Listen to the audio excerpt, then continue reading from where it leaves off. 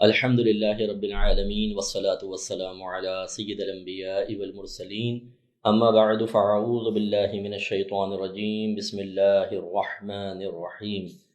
الحمدللہ درس قرآن کا سلسلہ جاری و ساری ہے، اور ہماری خواہش ہے، تمنا ہے، آرزو ہے کہ آپ قرآن کے قریب آئیں، خاص طور پر رمضان میں، اور اسے ترجمہ اور تفسیر کے ساتھ سماعت فرمائیں، کیونکہ نزول قرآن کا بنیادی مقصد اس کو سمجھنا، پھر اس کی آیات کے تقاضے کے مطابق اپنا احتساب کرنا، پھر اپنے اندر مثبت تبدیلیاں پیدا کرنا، گویا کہ اس تعلیم قرآن کو اپنے اوپر نافذ کرنا، اور پھر اس پر استقامت حاصل کرنا۔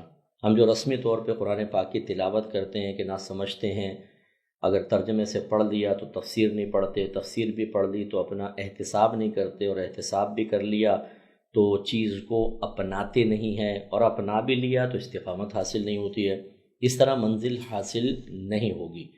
تو یہ بالکل ایسے ہے جیسے ایک باپ کروڑ پتی ہو، کاروبار چلا رہا، اور اب وہ چاہتا ہے کہ میرا بچہ کاروبار کو سمجھ لے اور میرے بعد اس کو سنبھالے، لیکن وہ اس کو سمجھانا چاہے، وہ سمجھنے کے لیے تیار نہ ہو، سمجھے اور بار بار چیزیں بھول جائے، اگر یاد بھی رکھے تو عمل نہ کرے، عمل کرے تو لاؤبالی پن یہ ہے کہ ایک دفعہ ایک دن آتا ہے تو 4 دن غائب ہو جاتا ہے، تو بتائیے کیا وہ کاروبار چلے گا؟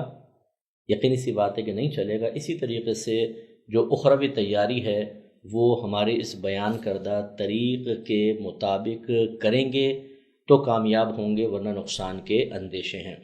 آج جو قرآن پاک کی تلاوت کی گئی وہ تیسرے کے نصف سے چوتھے کے ثلث تک ہے، اور اس میں سورہ آل عمران کی ایک آیت پہ میں کلام کروں گا جو 130، 131 اور 132، ان 3 آیات پر کلام ہوگا۔ اللہ تعالیٰ ارشاد فرماتا ہے کہ یا ایھا الذین آمنوا لا تأکلوا الربا اضعافا مضاعفہ، اے ایمان والو نہ کھاؤ تم سود کئی گنا کر کے، واتقوا اللہ لعلکم تفلحون، اور اللہ تبارک و تعالیٰ سے ڈرو تاکہ تم کامیاب ہو جاؤ۔ واتقوا النار التی اعدت للکافرین، اور بچو اس آگ سے جو کفار کے لیے تیار کی گئی ہے۔ وَأَطِيعُوا اللَّهَ وَأَطِيعُوا اللَّهَ وَالرَّسُولَ، اور اللہ کی اطاعت کرو اور رسول کی اطاعت کرو، لعلکم ترحمون، تاکہ تم رحم کیے جاؤ۔ تو پہلی چیز اللہ تعالیٰ نے سود سے منع فرمایا کہ سود نہ کھاؤ۔ سود کسے کہتے ہیں؟ یاد رکھیں کہ یہ سود کی پہلے ہم بتاتے ہیں 2 قسمیں ہیں۔ ایک جو قرآن سے سود ثابت ہے اسے ربا القرآن کہتے ہیں، یا اور ایک یعنی قرآن والا سود یا ربا فی القرآن جو قرآن کے اندر اس کا ذکر ہے، اور ایک ربا بالحدیث ہے جو حدیث سے جو ثابت ہے۔ اور اس کو یوں بھی کہہ سکتے ہیں کہ ایک ربا نسیہ کہلاتا ہے، ادھار والا سود، یہ حدیث کے اندر بیان، یہ قرآن میں بیان ہوا، اور ایک ربا الفضل کہلاتا ہے، کمی بیشی والا سود، یہ حدیث سے ثابت ہوتا ہے۔ تفصیل کیا ہے؟ تفصیل یہ ہے کہ جو ربا نسیہ ہے یا جو قرآن میں جس سود کا ذکر ہے وہ یہ ہے کہ آپ کسی کو قرض دیں، لیکن شرط یہ ٹھہرا لیں کہ جیسے میں 1 لاکھ دے رہا ہوں تو آپ جب واپس کریں گے تو اس پر کچھ نفع مجھے دیں گے۔ جیسے 1 لاکھ دے رہا ہوں اور 1,10,000 واپس لوں گا، جیسے بینکوں کے اندر عمومی طور پہ اسلامک بینکنگ کے علاوہ میں عرض کر رہا ہوں کہ اگر آپ قرضہ لیتے ہیں تو وہ ایگریمنٹ سائن کرواتے ہیں کہ اس پر اتنا زیادہ آپ کو واپس دینا ہوگا، انٹرسٹ اس پہ لگتا ہے۔ اب اس کی ہم تعریف کرتے ہیں کہ ربا نسیہ کیا ہے، کہ اس زیادتی کا نام ہے جو مالی معاملہ کرتے ہوئے مشروط ٹھہرا لی گئی ہو اور کسی چیز کا بدلہ نہ ہو۔ اب آپ دیکھیں اگر کوئی کہتا ہے کہ میں تمہیں 1 لاکھ دیتا ہوں، واپسی 1,25,000 لوں گا، تو اب یہ جو 25,000 زیادتی کر رہے ہیں یہ ہم مالی معاملہ کرتے ہوئے بات کر رہے ہیں اور اس کو شرط ٹھہرا رہے ہیں، اور یہ 25,000 کس چیز کے ہیں؟ کسی چیز کا بدلہ نہیں ہے، عوض اور بدلے سے خالی، یہ ہے خالصتاً سود جو قرآن سے ثابت ہے۔ تو بعض لوگ ہیلا کرتے ہیں کہ جی دیکھیں میں آپ کو 1 لاکھ دے رہا ہوں 1 سال کے لیے، اب اتنے عرصہ اگر میرے پاس مال ہوتا تو کیا میں اس سے نفع نہ کما لیتا؟ تو پھر آپ تھوڑا سا زیادہ مجھے دیجئے گا۔ یہ لاجک ٹھیک نہیں ہے۔ اگر آپ کے پاس 1 لاکھ ہوتا تو ضروری تھا کہ آپ کو نفع ہوتا؟ ہو سکتا ہے کل آپ سے کوئی چھین کے لے جاتا تو چوری ہو جاتا، آگ لگ جاتی، تو اس کے لیے پھر ہم اس کو جائز قرار دیں؟ بعض کہتے ہیں کہ نہیں ہم سود نہیں لے رہے، ہم اس پہ نفع لے رہے ہیں۔ اب یہ اس طرح کہہ دینے سے مثلا کوئی چوری کرے اور کہے میں چوری نہیں کر رہا ہوں، میں تو یہ مال لے کر غریبوں میں تقسیم کرنا چاہتا ہوں، تو ہمارے کہنے سے، نیت بنا لینے سے اللہ تبارک و تعالیٰ کے احکام میں کوئی تبدیلی نہیں آئے گی۔ نبی کریم صلی اللہ علیہ وسلم نے بھی اس کی مذمت بیان فرمائی، ارشاد فرمایا کہ جو قرض نفع کھینچے وہ نفع سود ہے، اور سود جہنم میں لے جانے والا یقیناً۔ تو اس لیے ایک تو یہ ہے۔ دوسرا ہے جو حدیث سے سود ثابت ہے، وہ یہ کہ نبی کریم صلی اللہ علیہ وسلم نے 6 چیزوں کے بارے میں بیان فرمایا: سونا، چاندی، نمک، کھجور، گیہوں اور جو۔ یہ 6 چیزیں سرکار نے ذکر فرمایا کہ سونے کو سونے کے بدلے میں، چاندی کو چاندی، کھجور میں، نمک اور گیہوں اور یہ جو کو بدلے میں نہ بیچو مگر برابر اور نقد، اور جو اس میں زیادتی کرے یا جو اس میں زیادتی ہو وہ سود ہے۔ اس کا مطلب یہ ہوا، بھی فقہاء نے اس پر غور کیا کہ اس زمانے میں سونا چاندی وزن کر کے لیے دیے جاتے تھے، اور جس چیز کا وزن کر کے لے دیں اس کو موزونی کہتے ہیں، اور باقی جو 4 چیزیں تھیں، نمک ہے، کھجور ہے، گیہوں اور جو، اس زمانے میں وہ برتنوں میں ناپ کر دی جاتی تھی، وزن نہیں کرتے تھے، برتنوں میں ناپ کر، برتنوں کا پیمانہ مخصوص تھا اس میں ناپ کے دی جاتی تھی۔ جیسے سا کا تھا، 4 کلو کا پیمانہ تھا، بھئی 1 سا گندم دے دو، 1 سا، اس میں کلو وغیرہ کا نہیں کہتے تھے، سا کا اعتبار، اور اس کو کیل کہتے ہیں جو یہ برتن وغیرہ سے ناپتے ہیں، اور جو اس میں چیز ناپی جاتی ہے اس کو مکیلی اشیاء کہتے ہیں۔ تو اس کا مطلب ان 6 چیزوں میں سرکار نے 2 موزونی بیان فرمائیں اور 4 مکیلی، اور یہ فرمایا کہ جب تم ان کو لو دو تو پھر سرکار نے ہم جنس کا ذکر کیا، سونے کو سونے کے بدلے میں، چاندی کو چاندی کے بدلے میں۔ اس کا مطلب ہے کہ اگر موزونی مکیلی چیز ہو اور سامنے والے کے پاس بھی موزونی مکیلی چیز ہو، آپ ان دونوں کو ایک دوسرے سے خرید رہے ہیں، بیچ رہے ہیں، تو پھر اس کے جائز ہونے کے لیے شرط یہ ہے کہ دونوں کا وزن برابر ہو اور دونوں نقد ہوں۔ اگر وزن میں کمی بیشی ہوئی تب بھی حرام، اور اگر یہ ادھار کر لیا تب بھی حرام۔ لہذا یہ سونار حضرات بعض اوقات ایسا کرتے ہیں کہ سونا خرید لیتے ہیں اور کہتے ہیں جب میرا سونا آئے گا اس کے میں پھر آپ کو سونا دے دوں گا، یعنی سونے کے بدلے میں خریدتے ہیں، تو یہ ہم جنس ہو گئے۔ اگر ادھار لیں گے تو سود بن جائے گا۔ اسی طریقے سے اب جتنی بھی، یہ تو 6 چیزیں سرکار نے ذکر فرمائیں، اب قیامت تک جتنی ایسی اشیاء ہیں جو موزون یا مکیلی ہوں، اگر آپ ان کو ان کے ہم جنس کے ساتھ بیچ رہے ہیں یا خرید رہے ہیں تو پھر اس میں یہ خیال کرنا ہوگا کہ وزن برابر ہو اور نقد ہوں، ادھار نہیں کر سکتے۔ مثلا سونے کو سونے، چاندی چاندی، لوہا ہے، ادھر بھی لوہا ادھر بھی لوہا، تو ان کو برابر وزن کے ساتھ آپ بیچ سکتے ہیں اور نقد بیچ سکتے ہیں۔ ادھار کریں گے تو حرام ہو جائے گا۔ اب جیسے گندم کو گندم کے بدلے میں کیوں بیچیں گے، کوئی سوال کرے، اس کا جواب یہ ہے کہ بعض اوقات آپ کے پاس مثلا ایران کی گندم ہے، ان کے پاس چائنا کی گندم ہے، اب آپ چاہتے ہیں تم ایران والی لے لو، میں چائنا والی لے لیتا ہوں، کہ آپ کے پاس ہو سکتا ہے گاہک کے سایہ ہو۔ اب یہ ہم جنس کا لین دین کر رہے ہیں تو یہ نہیں دیکھا جائے گا یہ نئی ہے یا پرانی ہے، چائنا کی یا پاکستان کی، وصف نہیں دیکھا جاتا، اس میں وزن برابر ہونا ضروری ہے اور نقد ہو، ایک بھی شرط نہیں ہوئی تو حرام اور سود ہو جائے گا۔ ایسے ہی اگر غیر ہم جنس ہو، مثلا ایک طرف گندم ہے ایک طرف چاول ہے، آپ کہتے ہیں تم میرے چاول لے لو، میں تم سے گندم لے لیتا ہوں، یعنی چاول سے گندم خرید رہے ہیں، گندم سے چاول خرید رہے ہیں، اب یہ ہم جنس نہیں ہے۔ جب ہم جنس نہ ہو تو حدیث میں اجازت ہے کہ پھر آپ وزن میں کمی بیشی کر سکتے ہیں، مثلا 10 من گندم اور 5 من چاول، یہ ہو سکتا ہے، لیکن اس میں بھی ادھار نہیں، منع ہوگا، اگر ادھار کریں گے تو سود بن جائے گا، اس کا تھوڑا سا خیال رکھیے۔ چنانچہ اب سود کی مختلف صورتیں ہمارے معاشرے میں رائج ہیں تو وہ میں نے بتائی۔ دوسری اسی طرح جو آپ عمومی طور پہ اسلامک بینکنگ سے ہٹ کر جو قرضے وغیرہ لیتے ہیں اس پر باقاعدہ آپ کو سود دینا پڑتا ہے، اور یہ حرام اور گناہ کبیرہ ہے، اس سے آپ بچیے۔ اسی طریقے سے جو بعض اوقات ایسا ہوتا ہے کہ ہم کاروبار میں پیسہ انویسٹ کرتے ہیں اور نفع فکس کر لیتے ہیں، یعنی مثال کے طور پہ میں نے 2 لاکھ آپ کو دیے اور آپ نے کہا میں ہر مہینے 2000 آپ کو دیتا رہوں گا، اس میں بھی یاد رکھیں معنوی لحاظ سے سود متحقق ہوتا ہے، یہ جائز نہیں ہوتا۔ جب آپ انویسٹمنٹ کرتے ہیں تو آپ یوں طے کریں گے کہ اس کا جتنا بھی نفع ہو اتنا اس کا اس نفع کا اتنا پرسنٹ آپ کا، اتنا پرسنٹ میرا، یہ صحیح ہوگا۔ فکس رقم نہیں کر سکتے۔ ہاں جب آپ کسی چیز کو کرائے پر لیتے دیتے ہیں یا اپنی سروس پرووائڈ کرتے ہیں، اس میں فکس رقم ہوتی ہے، سیلری فکس ہوگی۔ میں کمپیوٹر کا کام کرتا ہوں، آپ نے کہا جی یہ چیز صحیح کروانی ہے تو میں بولوں گا اس کے 10,000 لینے، اس کے 5,000 لینے، ٹھیک ہے یہ صحیح ہے۔ لیکن اگر آپ کاروبار میں انویسٹمنٹ وغیرہ کرتے ہیں تو اس کے اندر پہ پرسنٹ میں نفع طے ہوتا ہے، فکس رقم میں کریں گے تو سود متحقق ہوگا۔ ایک اس میں آخری کلام یہ ہے کہ جو باہر کے ملکوں میں رہنے والے ہیں وہ دارالحرب میں رہتے ہیں، ٹھیک ہے نا، اکثر دارالحرب میں رہتے ہیں۔ دارالحرب ویسے مطلب اس کا یہ ہے جنگ والا گھر یا جنگ کا گھر، اور شرعی اصطلاح میں دارالحرب کی تعریف فقہا نے لکھی ہے کہ جہاں پر نہ کبھی اسلامی حکومت ہو، یعنی رہی ہو، اور نہ اب ہو، وہ ہے دارالحرب۔ جیسے اب USA UK، اس میں کبھی اسلامی حکومت نہیں رہی، نہ ابھی موجود ہے۔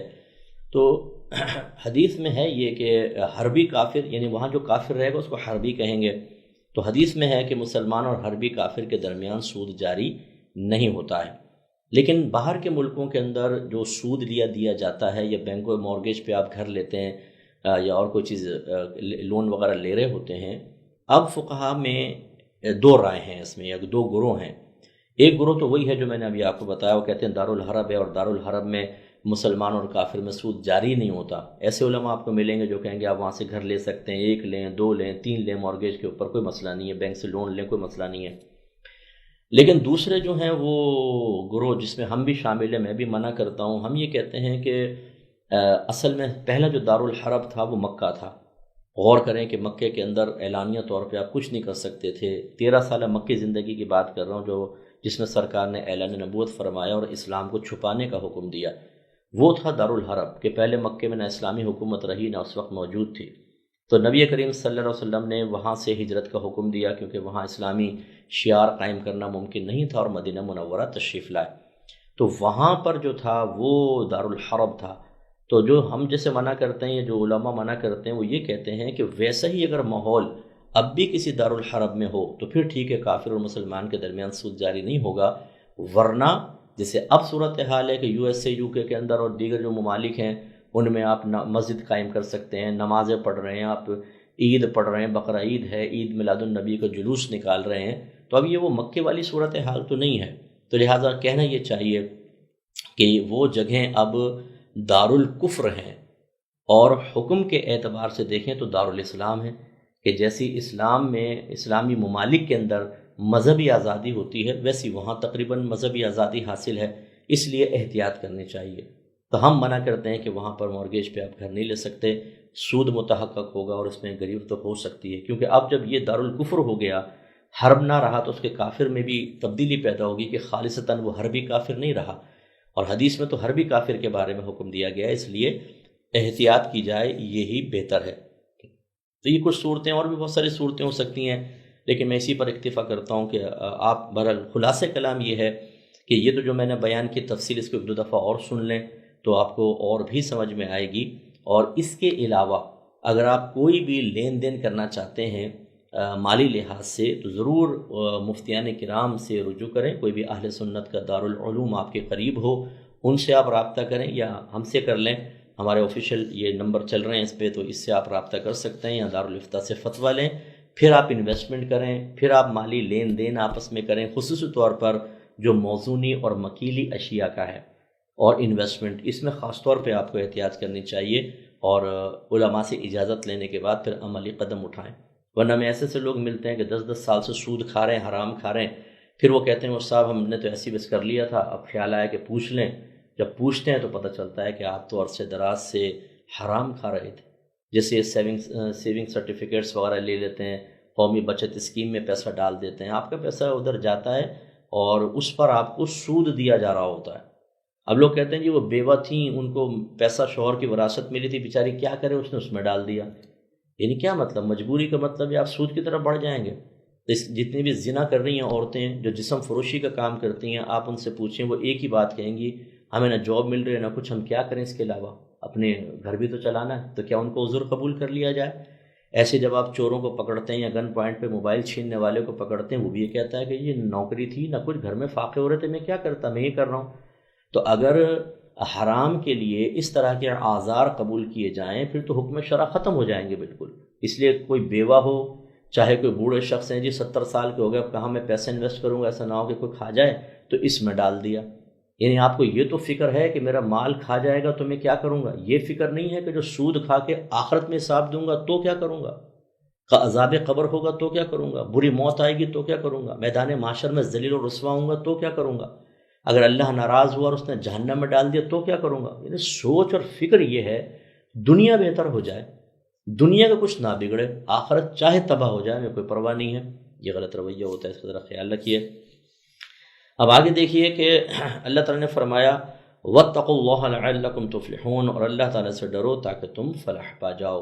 یہ چونکہ سود کے ساتھ ہی متصلاً آیت ہے تو اس کا مطلب ہے کہ سود کے معاملے میں اللہ سے ڈرو، اور اللہ سے ڈرنے کا ہمیشہ بس مفہوم یاد رکھیں کہ اللہ کے عذاب سے ڈرو، اللہ کی گرفت سے ڈرو، اللہ کی ناراضگی سے ڈرو، کیونکہ گرفت اور ناراضگی کا نتیجہ بھی عذاب ہی ہوگا کہ اللہ تعالیٰ عذاب میں ڈال دے گا۔ تو اس سے ڈرو، جب ڈرو گے تو ایسے کام چھوڑ دو گے، پھر تمہیں فلاح اور کامرانی حاصل ہوگی۔ اور ڈرو اس آگ سے وہ جو تیار کی گئی ہے یا تیار کر دی گئی کفار کے لیے، یعنی حقیقتاً تو جہنم کافروں کے لیے تیار کی گئی ہے، لیکن چونکہ ذکر اوپر مومنین کا تھا تو یہ سمجھایا کہ جو کافروں کے لیے چیز تیار کی گئی ہے اگر تم بدعمالی کرو گے تو تم اس میں چلے جاؤ گے، لیکن اگر کوئی حالت ایمان میں مرتا ہے اور جہنم میں ڈال دیا جاتا ہے تو مستقل وہاں پہ نہیں رہے گا، ایک نہ ایک وقت آئے گا کہ وہ انشاءاللہ نکل کر جنت میں ضرور جائے گا، لیکن وہی جس کا ایمان بچا ہوگا۔ اب تو ایسے لوگ بھی ہیں کہ ان کو سود سے منع کیا جائے نا تو بولتے ہیں بھائی سب صحیح ہے، سب جائز ہے آج کے دور میں۔ معاذ اللہ کوئی حرام قطعی کو حلال کہہ دے، یاد رکھیں کافر ہو جائے گا۔ حرام قطعی کا مطلب جس کی حرمت قرآن سے ثابت ہے اور آپ اس کا انکار کر رہے ہیں تو پھر آپ جہنم میں ہمیشہ ہمیشہ رہیں گے، کافر ہو جائیں گے ہمیشہ ہمیشہ جہنم میں۔ اس لیے دین کے معاملے میں ذرا احتیاط سے زبان چلانی چاہیے، اور اپنے ذاتی مفادات پر آخرت کو قربان کر دینا، یعنی دنیاوی ذاتی مفادات کے لیے آخرت کو قربان کرنا، آخرت کو ضائع کر دینا، یہ بے وقوفوں کا کام ہوتا ہے، اور مجھے یقین ہے کہ آپ بے وقوف نہیں ہیں۔ وَأَطِيعُوا اللَّهَ وَالرَّسُولَ، اور اللہ کی اطاعت کرو اور رسول کی اطاعت کرو۔ اطاعت کا مطلب حکم ماننا، اور حکم ہم اسی وقت مانیں گے جب ہمیں پہلے احکام معلوم ہوں گے، گویا کہ ہمیں پہلے احکام سیکھنے چاہیے اور پھر اس کے مطابق عمل کرنا چاہیے۔ لعلکم ترحمون، تاکہ تم پر رحم کیا جائے، تاکہ تمہیں اللہ تعالیٰ انعام دے، دنیا میں آخرت میں تم سے درگزر فرمائے، تمہاری خطاؤں کو معاف فرمائے۔ رحم کی بہت ساری صورتیں ہو سکتی ہیں، تو لہٰذا ان آیات سے ہمیں پتہ چلا ایک تو ہمیں جو بھی میرے بھائی بہن مالی معاملات کر رہے ہیں یا اپنے انویسٹمنٹ کی ہے اس کے بارے میں فوراً معلوم کریں کہ کہیں آپ سود تو نہیں کھا رہے عرصہ دراز سے۔ دوسری بات یہ کہ اللہ کے عذاب سے ڈریں، یہ فرض ہوتا ہے۔ تیسرا اس آگ سے جہنم سے ڈرنے کا حکم ہے جو کفار کے لیے تیار کی گئی ہے۔ پھر اللہ رسول کی اطاعت کرنی ہے، اطاعت حکم کی تعمیل کا نام ہے، تو احکام بھی سیکھنے ہوں گے، اور پھر ہمیں اللہ تعالیٰ کی رحمت حاصل ہوگی۔ اللہ تعالیٰ سے دعا ہے کہ جو کچھ ہم نے آج سنا اللہ تعالیٰ اس پہ مجھ گناہگار کو بھی اور آپ سب کو عمل پیرا ہونے کی توفیق عطا فرمائے۔ مختصر دعا کر لیں۔ بسم اللہ الرحمن الرحیم، الحمدللہ رب العالمین والصلاة والسلام علی سید الانبیاء والمرسلین، یا ارحم الراحمین یا ارحم الراحمین یا ارحم الراحمین۔ اے مالک مولا، ہم سب کا اس درس قرآن میں شرکت کرنا اپنی بارگاہ میں قبول و منظور فرما لے۔ اے اللہ تعالیٰ ہماری تمام جو بہنیں، ہمارے بھائی اس وقت دعا میں شریک ہیں، اللہ تعالیٰ ان کی تمام فکریں، پریشانیاں، مصیبتیں، آفتیں، ذہنی ٹینشنز دور فرما دے۔ اے اللہ تعالیٰ غیب سے ہمارے مسائل کے حل کے لیے امداد عطا فرما۔ تو سب کی حاجات، سب کی تمنائیں جانتا ہے۔ اللہ تعالیٰ ہمارے بھائی بہنوں کے قلوب میں جو تمنائیں، جائز تمنائیں موجود ہیں، جو ہم جائز حاجات چاہتے ہیں، اللہ تعالیٰ سب کی تکمیل فرما دے، ان سب کی مرادیں پوری فرما دے۔ اے پاک پروردگار ہمارے گھروں میں پیار، محبت، الفت، اتحاد و اتفاق اور امن و سکون والا ماحول بنا دے۔ لڑائی جھگڑا، فتنہ فساد، اختلاف رائے سے محفوظ فرما۔ ہماری اولاد کو نیک پرہیزگار، متقی اور ہمارا فرما بردار آنکھوں کی ٹھنڈک بنا کر رکھ، تا حیات ہر قسم کے حرام کاموں، نافرمانیوں، بری صحبت، بد کرداری، بد اخلاقی، بد مذہبیت، بد مذہبوں کی صحبت، بروں کی صحبت، ان سے ہمارے بچوں کو محفوظ رکھ۔ اے مالک مولا، ہماری اس دعا میں اگر ایسے میاں بیوی شریک ہیں جو آپس میں ناراض ہیں، اللہ تعالیٰ ان کے دلوں میں ایک دوسرے کے لیے محبت ڈال دے، اور پیار محبت سے گھر میں اپنے آنے والی نسلوں کے لیے اچھا رول ماڈل بننے کی توفیق عطا فرما۔ اے مالک مولا، اگر ہم کوئی بھی مسلمان بھائی جسے اولاد ماں باپ سے ناراض اور ماں باپ اولاد سے ناراض ہیں، دوست دوست سے ناراض ہے، اللہ تعالیٰ ناراضگیاں ختم کرنے کی توفیق عطا فرما، ہمیں متحد اور محبت کرنے والا بنا دے۔ اے پاک پروردگار، میں خصوصی طور پہ دعا کرتا ہوں ان بھائی بہنوں کے لیے جو ہماری الفرقان اسکالرز اکیڈمی سے کسی بھی طریقے سے مالی تعاون کرتے ہیں، ہمارے اسٹوڈنٹس کی کفالت بھی کرتے ہیں۔ بہت سے بہن بھائی عالم اور مفتی بنانے کے لیے باقاعدہ تمنا کا اظہار کرتے ہیں اور عملی طور پہ اس کو بجا لاتے ہیں۔ اللہ تعالیٰ ان سب کی خصوصی بخشش و مغفرت فرما دے۔ جس طرح انہوں نے ہمیں دین کے کام کے لیے آسانیاں فراہم کی اور دین کو تقویت پہنچائی، اللہ تعالیٰ تو ان کو دنیا اور آخرت میں آسانیاں عطا فرما اور انہیں تقویت عطا فرما۔ اے مالک مولا، ان کے تمام مسائل کو حل فرما دے، ان کے مد میں سع میں برکتیں عطا فرما۔ جو کاروبار کر رہے ہیں ان کو کاروبار میں برکتیں دے، جو نوکری کر رہے ہیں ان کو ترقیاں عطا فرما، ان کو بینیفٹس عطا فرما، ان کو پروموشنز عطا فرما۔ اگر کوئی ان کی لیگ پولنگ کر رہا ہے بیجا تو اللہ تعالیٰ اس کو ناکامی کا سامنا کروا دے۔ اے مالک مولا، جس طرح ہم سب یہاں پر جمع ہوئے جنت الفردوس میں اپنے حبیب کریم صلی اللہ علیہ وسلم کے مبارک قدموں میں دائمی طور پہ جمع ہونے کی توفیق عطا فرمانا، آمین۔ صلی اللہ تعالی علی خیر خلقہ ونور عرشہ سیدنا و مولانا محمد وعلی آلہ وصحبہ اجمعین برحمتک یا ارحم الراحمین۔